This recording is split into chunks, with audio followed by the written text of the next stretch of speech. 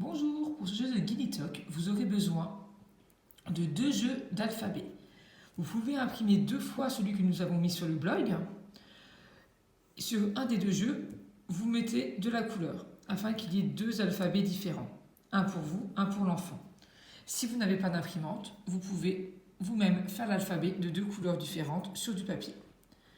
Vous aurez également besoin d'une bande avec l'alphabet afin que l'enfant puisse retrouver le nom des lettres s'il ne se rappelle plus en récitant la comptine de l'alphabet, car il devra les nommer pendant le jeu. Et vous pouvez également utiliser des petits jetons ou bien des petits jouets afin que le jeu soit plus attractif. Pour installer ce jeu, vous devez alterner les couleurs des cartes comme un damier. Je vous conseille de mettre 9 lettres par ligne et de faire 6 lignes. À la fin, vous vous retrouverez avec 2 lignes de 8. Vous pourrez y poser des jetons, par exemple, avant de démarrer la partie.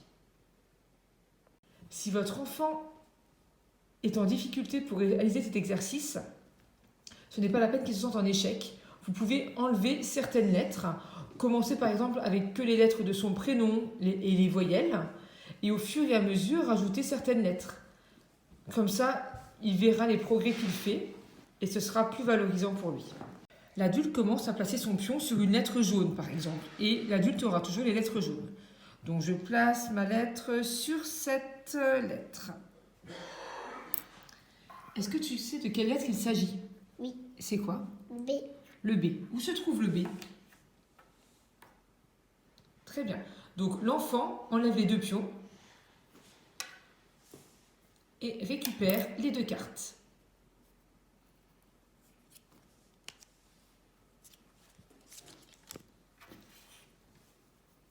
Merci. Alors, quelle est cette lettre? M. M. Il est là, le M. Alors vas-y. Hop, tu gagnes.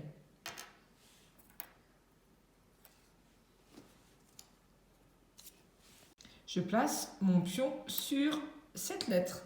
Quelle est cette lettre? E. Non, ce n'est pas le E. Alors, tu vas la chercher, tu me la montres ici? La lettre? Elle est là. Tu peux faire l'alphabet? A, B, C, D, E. F. C'est le F. Ah, c'est le F. C'est juste. Où est-ce qu'il est le F? Le F Il est- blanc. Il est là. Il est là. Et voilà, donc tu peux prendre les cartes. Le but du jeu est qu'à la fin, l'enfant ait réussi à ramasser toutes les cartes qu'il y avait sur la table. Et vous pouvez recommencer le lendemain, 2 jours après, et autant de fois que vous le voudrez. Ce jeu est à l'infini, vu qu'à chaque fois les lettres seront mises dans une autre disposition. Il faut juste que l'enfant s'entraîne à reconnaître les lettres et à les nommer.